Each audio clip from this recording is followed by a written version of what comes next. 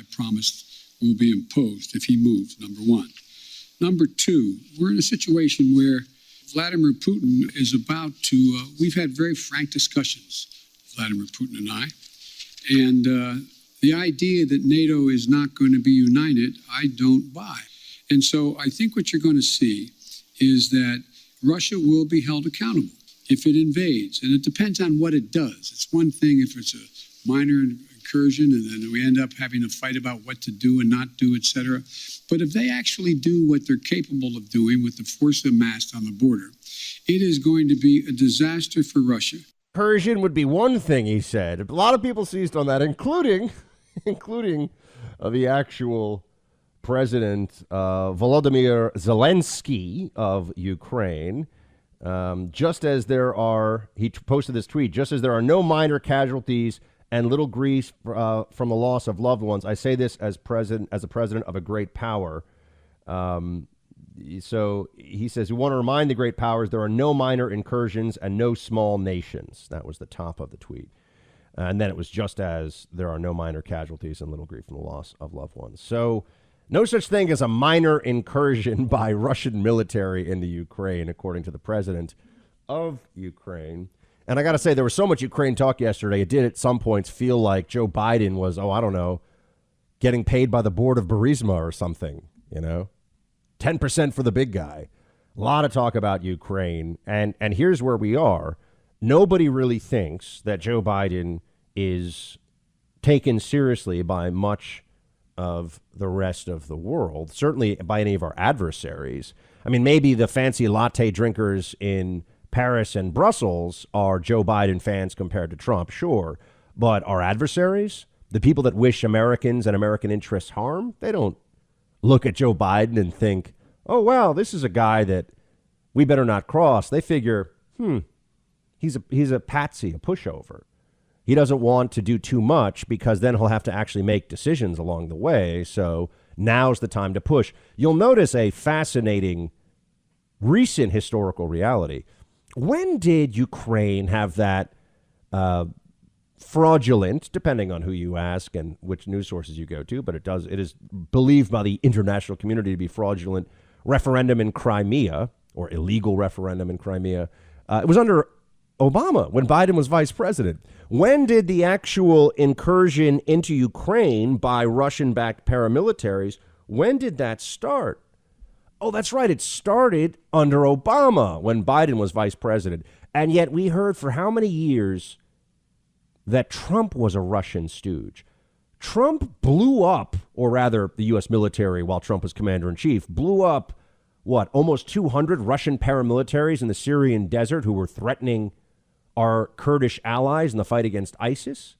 Trump sent to Ukraine, just remember this, specifically sent to Ukraine munitions, including the Javelin anti-tank missiles and sniper rifles for long-range contact that the Obama administration, and I debated the Obama NSC director for Ukraine on this and got him to admit it directly years ago, would not send that stuff because they didn't want to. The Obama team didn't want to antagonize the Russians. And Trump sent that stuff. And now here we are with Biden, and the Russians have over 100,000 troops massed. It looks like they're going in, folks.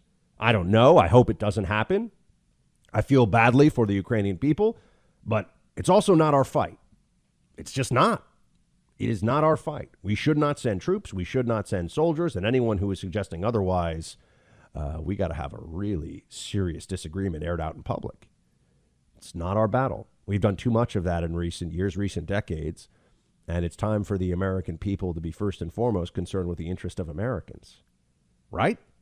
I don't even think the Biden regime is so foolish as to overstep what is necessary here in response to Russia. Yeah, there'll be sanctions, there'll be diplomatic stuff, economic reactions. But if Putin's going in, well, it looks like Biden just gave him a little wink and a nod. Hey, look, if we're going to go in, don't go in too much, just a little bit. You're going to cause problems. Don't make the problems the kind they're going to make me look stupid on TV. And that's pretty much it. And I'm sure Putin was watching and saying, could be worse. So this is where we are, friends. Everything having to do with Russia, really what he said last night when he said they may go in, they will go in, and he talked about a minor incursion. And I sort of said, I don't believe he said that, because that's like giving him, they use the term green light.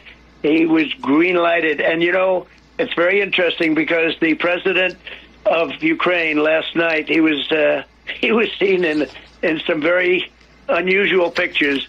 He couldn't believe what he heard. He couldn't believe what he heard. And I couldn't believe whether you're for strong stoppage or not, you're really telling him you might as well go in. Clean up on aisle Biden. Welcome back to the Clay and Buck Show. Freedom's tag team in full effect today. Clay in Florida, and I'm in quarantine for my last day here. And I just got to say, Clay, because you were traveling yesterday when some of this was breaking, they initially tried to do the Biden had a good press conference thing. He was great. There were some people, and particularly the fake Republicans who, in the media I'm talking about now, who only exist for their left-wing paymasters' amusement. So they say things like, Joe Biden's great and I'm a Republican, and no one actually believes them or listens to them. But it didn't last very long, because the president, Zelensky of Ukraine, was fuming publicly over Joe Biden saying, it's a limited incursion, no big deal, basically. So everyone's like, no, when the Russian military does a incursion or an invasion into another country, that is a big deal, Clay. They wanted to say it was a good press conference. They've spent the last 48 hours trying to make sure that Joe Biden doesn't walk us into an expanding hot war in Eurasia. This is an embarrassment, Buck, because you and I do 3 hours of daily radio, 15 hours a week. And I bet in front of you there's like a couple of notes that you've jotted down.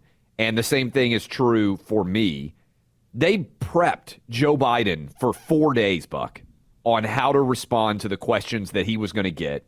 They knew, basically, what questions he was going to get because they gave the order for him to call on all of the media. And so he was prepped. He looks down at his little list and says, whoever they are and whatever their affiliation is, knew exactly what he's going to be asked, managed to completely bungle whether the 2022 elections are going to be free and safe and reliable, totally destroyed the situation in Ukraine.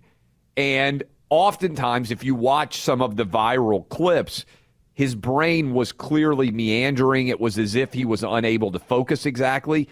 It was so bad, Buck, that they even had to trot out Jen Psaki and put her on Fox News to try to clean up what had happened, which almost never happens.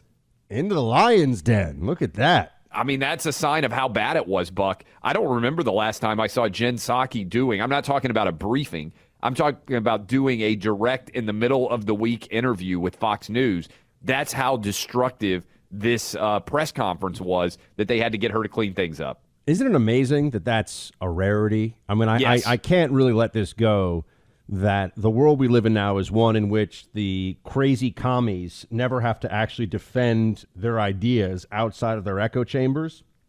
As we always say, we'd love to get them to come hang out here.